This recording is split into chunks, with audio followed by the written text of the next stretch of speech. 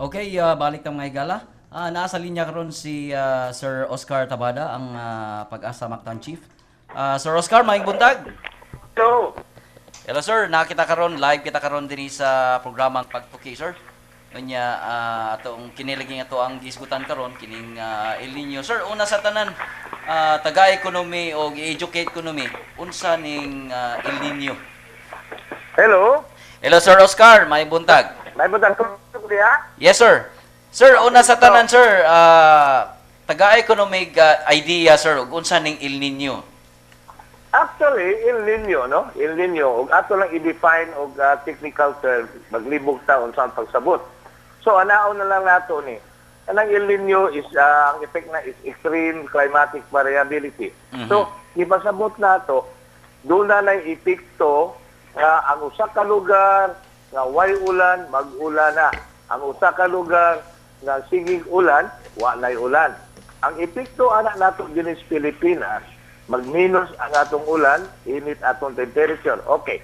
Anang El Nino giderive na siya sa word the child, no? El Nino gipasabot na nato, it will occur during Christmas season. So El Nino, the child of Jesus Christ, man itawag nila kay doon lang magpagkausap ang kainiton sa dagat napit dito South America, dito sa Peru. Ang ilang dagat dito, ang ilang current o ang sug nila, gitawag nila Peruvian current, nga permanently bugnaw na siya nga sug sa tubig. Pero during sa Christmas season, o magkadool na gali ang Christmas season, every 2 or 7 years ang occurrence niya, muusab ang yang temperature, muinit. So, nahibong ang mga tao nga bugnaw maganta kay tubig nila sa dagat dito, nga anong nikalit o kainit. So, dili lang ni nahitabulugay na kay panghitabuan ni mga 15th century pa. So, ang mga fisherman dito nahibungo sa during this period, dagang kahilag ko ang mga isda. But eventually, after 1 month, pagkaminos ang ilang isda pagkuha. So, ang nahitabuan na, ang ilang the dries nga desert na dadapit sa South America na lugar sa Peru, ang may tabuan na doon na pagbaha dito lugar nga wag ginay uwan, magbaha unya human sa ba makita nila ang grabe kanindot sa mga buwak.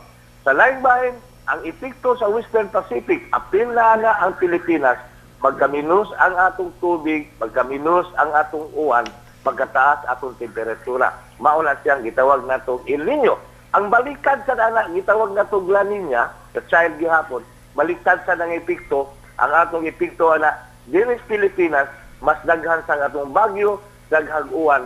Ang sa ubang lugar sa kalibutan usab, naayaway tubig, ang uban gabaha sa China, nagsulog ang mga kabukiran o mga kahuyan dito sa Australia. Mao na epekto sa atong El Nino. Sir.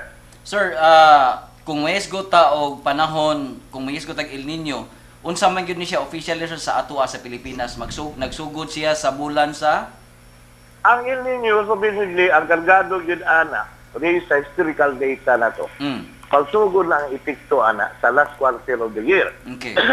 Itong El Nino karon wa pa nila ko matigurize, but there is already about more than 80% probability nga ang El Nino mo ko dili sa ato karong tuiga, magsugod karong Hunyo. Okay. So sa tingin na nato, magsugod siya sa Hunyo, doon ay lag time. Pasabot ang epekto nato dili sa Hunyo. Kung dili ang epekto nato, ari na sa last quarter of 2014 up to the first quarter of 2015. Ato masinati gyapon nga normal ang atong uwan aron tuiga. Ang normal sad ang gidaghanon sa atong bagyo. Pasabot nato, kung mayroon tag normal gidaghanan sa bagyo, doon tay average mga 20. Pero ang atong epekto sunod tuig, magkaminos ang gidaghanon sa atong bagyo, magkaminos sad ang atong uwan. Yes, sir. So, sa ato pa, Sir Oscar, kining atong na-experiensya karon dili pa gyud ning El Nino. Atong klarohon para sa katawhan. Di pa ni mao ang El Nino. Ato yung pasabot, o sa Hunyo na magsugod ang atong increase sa atong temperature, magsugod ng increase temperature dito sa Pacific Ocean, nasugod na siyang saka, mao na siya pag-start sa El Nino. Pero maingon magpunta nato, dili sa ato, nga maingon dito ang El Nino, og nana. Diba? Ang epekto, naana sa ato. Pero sa ako lang ipasabot, naana ang El Nino karong Hunyo, Pero ang epekto ni ini, dili pa nato masinati anang mga buwan na Hunyo, Hulyo, Agosto, September. Ari na ta makagsugod ang iyang epekto Oktubre, Nobyembre, Desembre, ingon man sa January, February month of 2015. So, mo na sir, at least masayod ang katawhan nga kini day ato ang nasinati karon nga kainit. Nya usay di usay di na ta kasabot sir kay init kayo ini kabuntag kunya ini kahapon or ini kagabi mo uwan. Oh, correct. So, kana siyang pinomena, gitawag na nato local convective activity. O kana, di pasabot ng local convective activity, karon giinit ang atong yuta sa init sa adlaw, unyag mo init ang atong yuta, dunay inalisngaw. Ang inalisngaw nga init, musaka na siya sa babaw, mupurma na siya panganod, unyag purma panganod, o dili na gali kapugong muhog ang uwan. Makabantay ka aning klase sa uwan na ito karon, dunay dugdug og kilat. Pero ang ubang lugar, way uwan. So, ang ipasabot na ito, dili local convective, dili lapad ang panguwan, kundili patak-patak. Gani, pag-uwan sa Mandawi, sa siyudad sa Cebu City, way uwan. So, mauna hindi ko na ito karon nga alay tabo na ito. That is normal na, no? Masinatin na ito. Karon pag yun masinatin mga tao na ito, mo question sila na, kay makita na ito, nga nagkausap na itong panahon, o atong mga katawan, kay sunang na-educate na kung unsa ang weather. Sir, kining atong El Nino ikumparar po nato sa kining gitawag to climate change. Unsa man ni siya? Unsa may kalahian na ni o kini related na ba ni siya o aduna na ba ni kalabutan ni El Nino? Comparison sir, ang El Nino og labi na gyud nining ato ang kining gitawag to climate change. Aduna ba ni siya epekto o kalainan? So, ang climate change, the changes of our weather karon, i-attribute na nato sa global warming. Okay. Di ba? Nagkainit ang atong kalibutan karong mga panahon na. So, magkainit ang atong kalibutan, possibility na ang occurrence sa El Nino magsige na. Pero sa ingon na nako, ang El Nino ato pa itong mga 15th century, what ay climate change o what ay global warming. So, kinisya, naananidaan, wa pa ang atong global warming. Pero magsigi ang iyang occurrence, ang recurrence niya, magsigi, tungod kay niinit na atong kalibutan. Usapan ay apat na kung atong ipaibaw sa atong sulan, nga naminaw karon sa atong station, nga abay sa atong historical data, og nainumdum mo atong 2009 ug 2010, dulat El Nino. Ang El Nino na to, dili kay grabe, moderate. Pero unsay na itabo, nahinumdum mo atong undoy. Katong undoy nga bagyo, nga grabe, gadag. Dito tapet sa Luzon. Grabe kayo ito. Katong piting, nga fertile, grabe paglulop sa Northern Luzon, 2009 to. Ang pagka 2010, mauna tong giingon ako nga i-fix El Nino. Ang atong bagyo, nga 20 kabuok nga average, nahimo na lang 11. So, ni minus ang atong bagyo, kadaghan na ng resulti, o muminus ang bagyo, dagko kayong problema sa atong nasod. Kay more than 50% of water we receive here in the Philippines, gikan sa bagyo. Pagka 2010, ana, og nahinumdum ka, unsi na lang kabuok. Ang Mindanao, kada adlaw, ga-run out. Nga naman nag-run out, minus ang tubig sa Maria Cristina Falls. Nga naman, kay Y1, kay Y Bagyo result sa Philippine Area of Responsibility. So, ang atong mga kaisunan, atong pagmunan, ug atong i-compare 2009, 2010, bago sa karon 2014. Doon na gyapon tay possibility nga doon na tay kusog na bagyo nga moabot, na magdagdag ang baha. Ingon man pagka 2015, mo minus ang atong gilaganon sa bagyo. Angay kay natong pangandaman. Kung sa may atong pangandam himuon, o dula tayo mga drums, dula tayo mga baril. Sudla na natong tubig in kaso sa Oktubre may minus atong uwan, dula tayo magamit sa atong lataran pagbubo sa mga talong, dili lang sa atong sa paggamit sa panimalay, no? Angay ginatong matgunala siya, ang tubig importante kay nato, kay naibaw ta ang Cebu City. The number one problem for the next 5 to 10 years is water. Ano man? Wa tayo big dams. Wa tayo big rivers. Doon na tayo river o ga. Di man tayo magkuwag kilugran sa atong tubig sa underground. Kung naa sa underground, di nagikan, di ka na sa uwan. uwan na sa ITCC, uwan na sa bagyo. Kung muminus ang atong bagyo, ang may tabo na muminus ang atong pundo nga naa laom sa atong yuta. So, dakong problema. Kinsa man ko yung naguna-una, ako in fact, nung ako, 20 years ago, dili jud ko makauna-una nga atong tubig paliton. At pwede naman tayo minom sa una sa sapa, maglaba ta sa sapa, Tinuod siya. minom ta sa tabay, maglaba sa tabay, minom ta sa puso. Karon unsay atong ginom? Mineral water. Mineral water na, sir. Mauna siya ang may tabo niya pohon. Ang problema na to, water. Ingon guys sila, it is not kuno nga dulay World War III. It is not because one country will going to conquer any country, but ang hinungdan kuno og dulay kay dakong gubat kalibutan, it is because of scarcity of water and food. Yes, sir. Yes. Sir Oscar, sa katapusan, sir, unsa may imuhang mga panghimangno o mga mensahe ka sa atong mga suking tigpaminaw? Ang ingon na nako, ang atong magkaisunan karon dili sa magpalabi sa buwan sa init. Daghana kay mga kaso karon sa ingon natong skin cancer, ingon man daghan kay giatake tungod aning gitawag nato og kanang init kayo, ang hapit na doon na tayo heat wave. O kinahanglan dili kita mag-usik-usik in taon sa tubig. Kaya ang tubig importante kayo. Mas maayo pag naay tubig kung para nato doon ay mga food kaya di ka makasustain, di ka mabuhay-buhay tubig. Ikatulo, ang akong mga kaisunan na ito, ug naminaw karon labaw pa itong ilit-ilit nga mga lugar, mapalihog lang yung taon, magbantay yung taglabay anang atong mga upos, ingon man, dili sa magpataka o pagdaog, kay delikado kayo sa sunog, tungod sa kainis na sa atong lakaran. Pero maula na yung kasulti, nga daghang kayo salamat sa inyong pag-ibitar karon hinautunta, ining atong istorya karon, makahatag na tao, tayuhan o makabantay o magkabana ng atong kaigsuonan. Daghang kay salamat. Sir Oscar, salamat kayo, sir, sa imong pakiguban ka namang buntaga. Daghang kay salamat sa kay buntag. So, mga higala, mao kato si Sir Oscar Tabada, ang Pag-asa Mactan Chief, no? So, daghan kayong mga information, mga higala, nga iyahang gipaambit ka nato unya, nga angay po natong pangandaman, no? So, kana, matud pa niya, importante, nga ready ta sa umaabot nga El Nino, dili pa ang atong nasinati karon nga kainit, dili pa ni mao, but by June nya ang epekto kuno nani ari na sa last quarter sa 2014 hantod sa first quarter sa 2015. So at least nanatay idea mga higala nga kinahanglan gyud ita mangandam, no?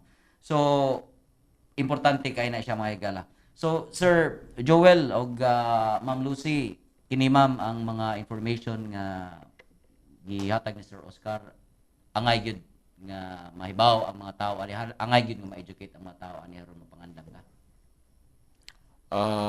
Definitely angay gyud nga mahibaw or ma-educate ang atong mga mag-uuma, labi na gyud sa ato ang gitawag nga water dependent na mga crops, no. So kadtong atong mga rice areas nga di man gyud na mahimo kung way tubig, no, gawa sa mga upland varieties nato, kinahanglan gyud ta nga mo conserve or mo preserve og tubig. And then usa sa namo nga giawhag sa atong mga mag-uuma is gitawag nato nga shifting of alternative crops. Karon sir kay nausab man gyud ang pattern, di ba? So nagawas nga nausab ang pattern, di pa gyud sad kasarangan ang temperatura sa giingon ni Director Tabada. So usa namo nga advice sa atong mga farmers gawas nga mag-conserve gyud og tubig, mo shift ta og crops nga mas lesser ang requirement sa tubig. Kung mahimo. Na mga vegetables nato nga dili kay nag-required og tubig, kini mga munggo nato, mura man ang gitawag nato nga follow crops nga after rice, pwede ka mo tanom og munggo, no? Natay mga ang atong kasaba mo resist man gyud na siya og ting-init, no? So daghan na mga alternative crops nga matanom nato during this season nga mo taas gyud ang huaw. So ma'am, sa on the part sa to ma'am, sa labi na gyud sa mga konsumidor og kanang nagtagbalgiya, ma'am, unsa may angay pod ma'am nga buhaton nila labi na gyud sa pagpangandam? Na-mention ni Engineer Tabada with regards to water conservation.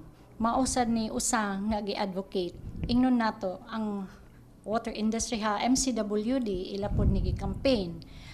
On our part, considering that we are concerned on rice, So, usapod na mo nga gi-advocate and rice conservation program. We are campaigning for rice conservation program. But it doesn't mean nga we are depriving the consuming public, the people, of eating rice. Katong atong gi-advocate na half rice serving, usapod na nga program ha rice conservation. Nga rice serving sa atong mga outlets, food outlets, it doesn't mean nga we are depriving the consuming public to eat rice. Kay ila man na right Yeah, to eat rice. correct. Only that ayaw ta pag-usik-usik og rice. If you will get 1 cup, consume it, 1 cup. Ayaw ta pagbilin, pag-usik-usik nga atong ilabay.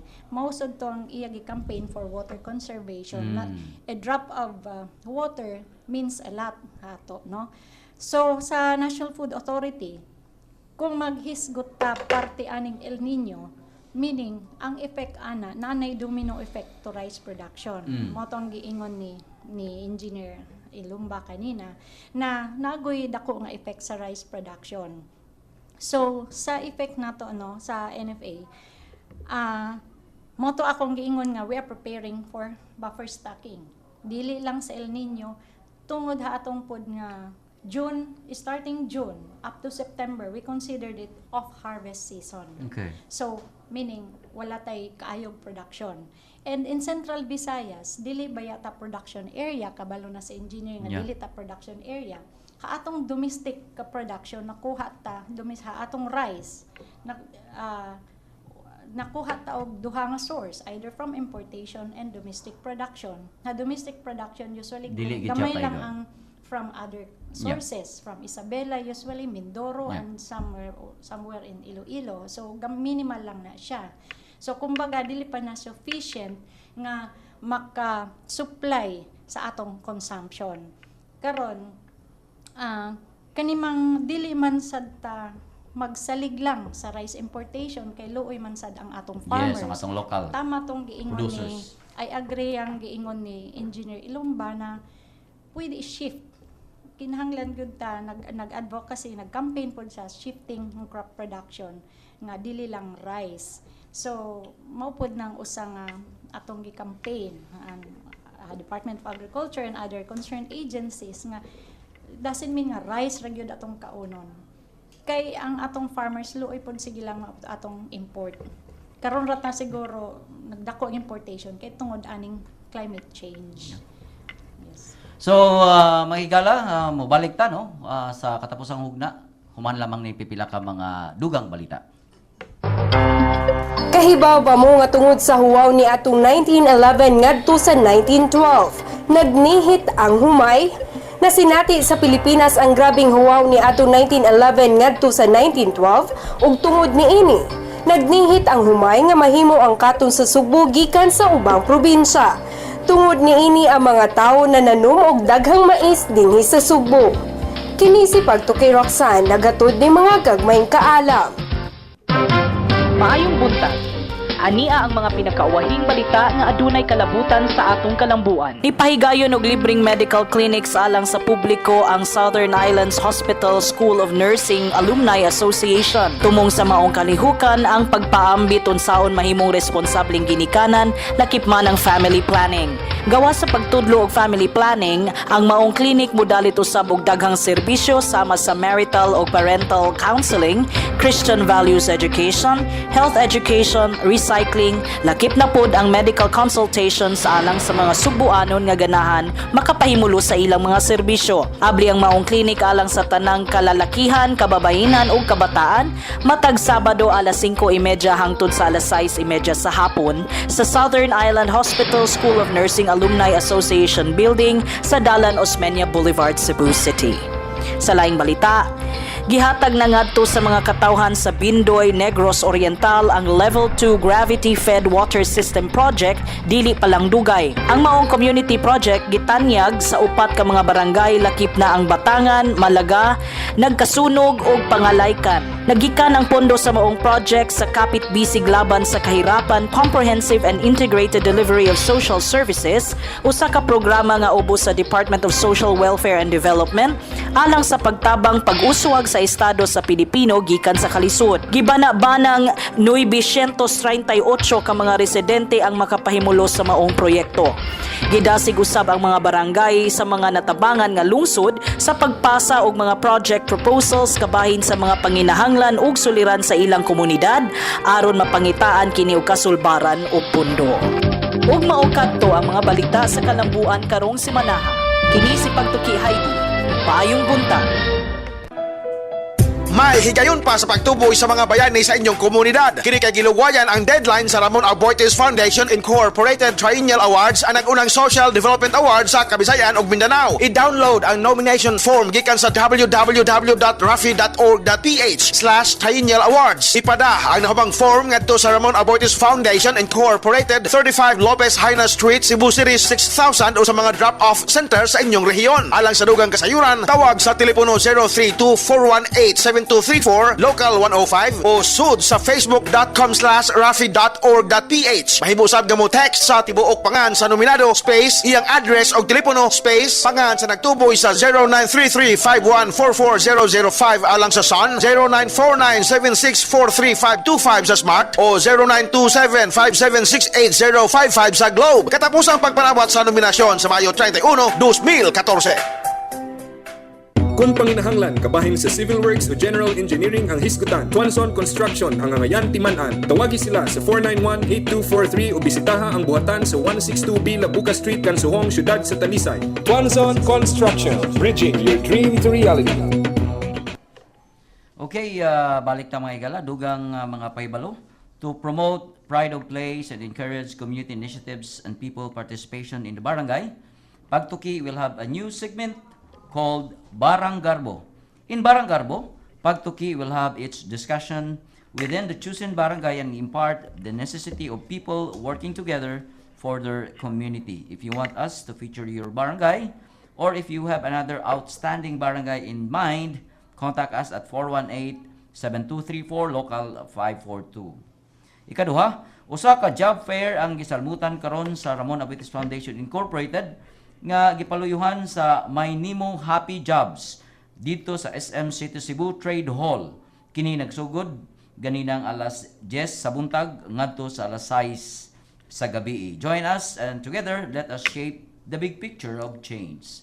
Okay mga igala, atong basahon ang gipost sa atong mga kaigsuonan sa ato ang Facebook account ang pangutana, how do you prepare your household against El Nino?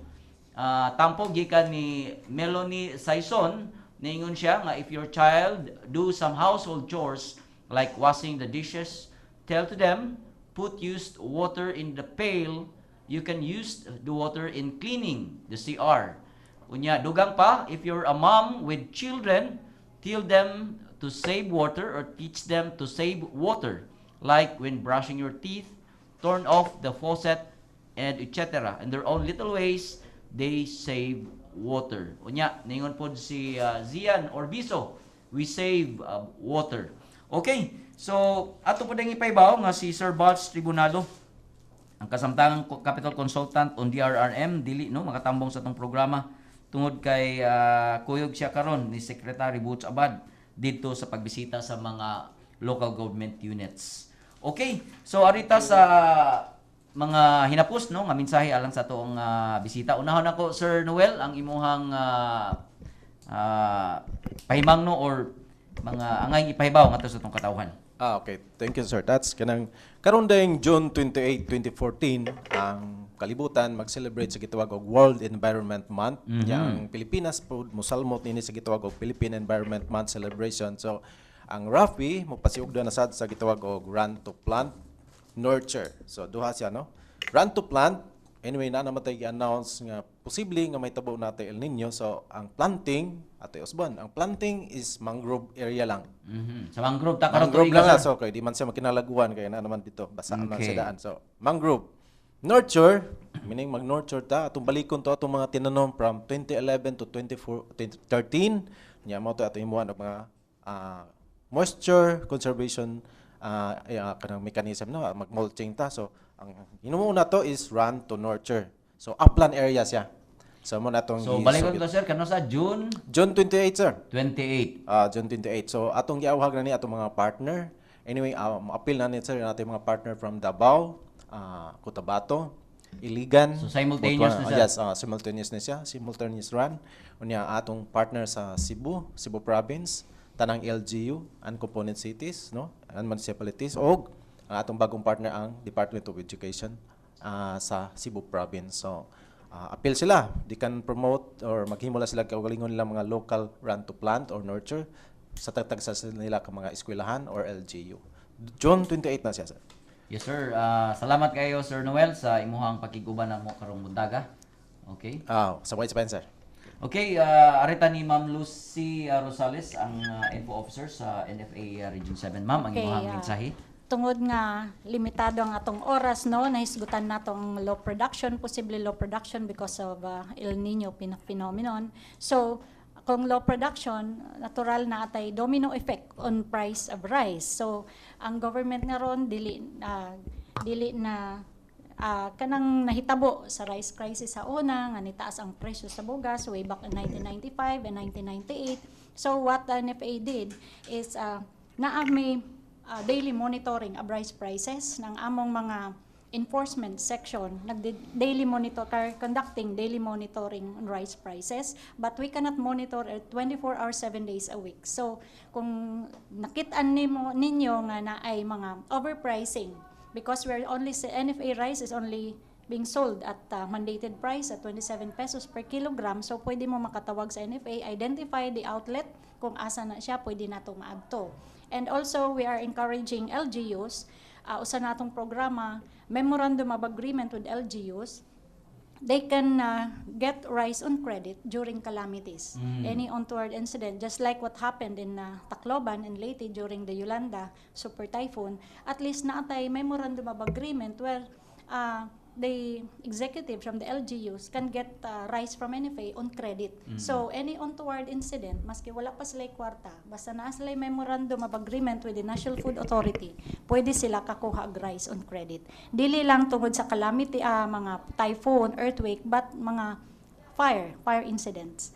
Na mga areas nga pwede kakuha sa NFA og rice on credit. Ma'am Lucy, daghang kayong salamat ma'am sa imuhang pakiguban namo karong buntaga. Okay, thank you sa DYLA sa inyong for giving us the opportunity to be invited to share with you some information regarding rice concerns. Okay, arita ni Sir Joel Alomba, sir. Kining labi na gyud sir no sa atong mga farmer sector o atong mga mangingisda o mga namuhi, sir. Pangimuhag yung importante ang mga angay mahibaw-an nila, no?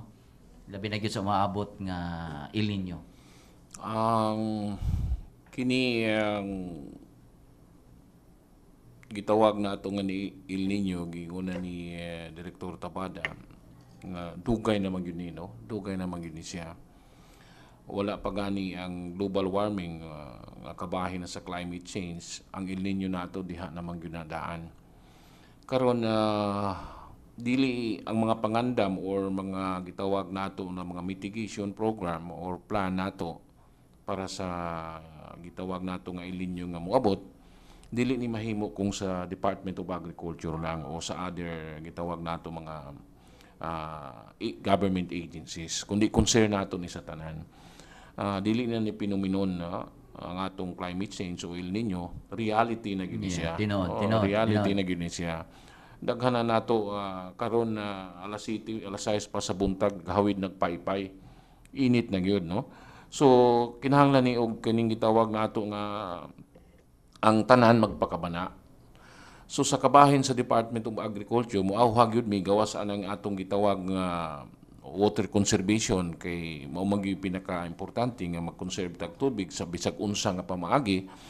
Ang hagon sa namo ang mga mag-uuma labi na gyud tong mga layo na nga dapit no sa among mga sa atong gitawag nga production areas nga ang feedback amo yung gi-welcome no nga mutaho sila kung unsa ang sitwasyon or ground situation sa matag barangay or community nga naa sa ilang duol, no? Kay sa giingon ko na dili ni mahimo sa Department of Agriculture lang o sa mga kasamahan na mga kining ahensya sa pag-mitigate o pagbuhat og plano or program para sa atong mga uma magtinabangay ta, no? Atong tagaan og gamay nga kining importansya kining pagpreparar gyud sa kami nga El Nino. Kung dunay mga water conservation sa hayop, sa dunay gitawag na mga forage conservation. So kung forage conservation ang pagpreserbar or pagkuha namo kining auhag ang kanang mga, for example, no, mga inanihan nga humay, no, kanang mga uhot, no, rice straw, mga corn stobers nato, mga pakpak sa mais, ato nang i-save, i-preserve nato na sila, but just simply by air drying, no? I-air dry ra na siya nga unya atong ibutang nga dili siya mabasa sa lugar nga mamahipos nato siya. At during summer or El Nino nga gitawag nato, ato lang na siya i-chop, ato siyang bisbisan lang bisan og naay molasses, og wala gyud asin, og wala gyud asin, kaos lang tas dagat. Ato siyang bisbisan para makaong yun sa ato ang hayop, no? So daghang pa kayong mga pamaagi. Ang usa dyan asad is kining gitawag nato utilization sa mga fodder trees nato. Usa na ni mga legume trees nato, ipil-ipil, mga madidikakaw nga maoras na mo tribe during dry season. Ang atong sagbot wala naman, 2 to 3 weeks patay naman gyud na sila. Pero ang atong mga legumes mo tribe gyud na siya as long as nga naa pa, no? Nakatanom pa na sila. So, mora na akong concern or iauhag sa atong mga mag-uumang kung mahimo, tabangan mi og monitor sa mga respective areas. Sir Joel, daghang kayong salamat sa imuhang pakiguban, no? Kanang mo promutaga, Sir Noel, Ma'am Lucy, no? Ug sa atong mga kaubanan. Mga higalaw na kitay panahon og dinhi natapos atong tulmonon sa ngalan sa mga kaubanan sa buhat.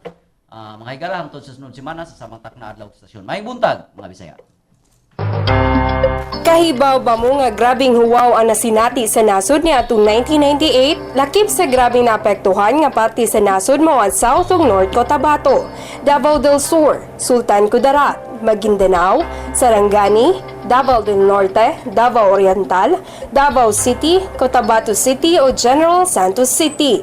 Naapektuhan ang 74,000 ka ektarya nga industrial lands sa 18 ka probinsya sa nasod.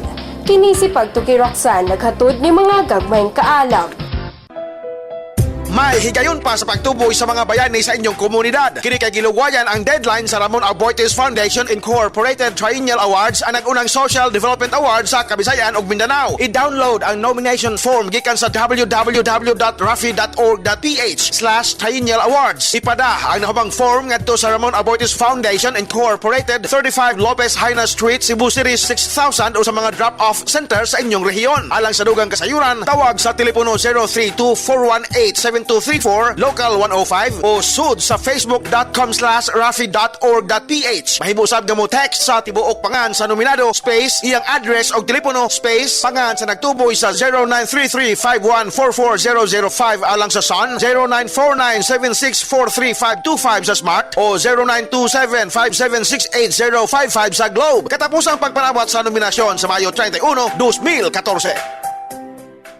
Kung panginahanglan kabahin sa Civil Works o General Engineering ang hisgutan, Tuanson Construction ang Angayan Timan-an. Tawagi sila sa 491-8243 o bisitaha ang buhatan sa 162B Labuca Street, Kansuhong, Syudad sa Talisay. Tuanson Construction, bridging your dream to reality.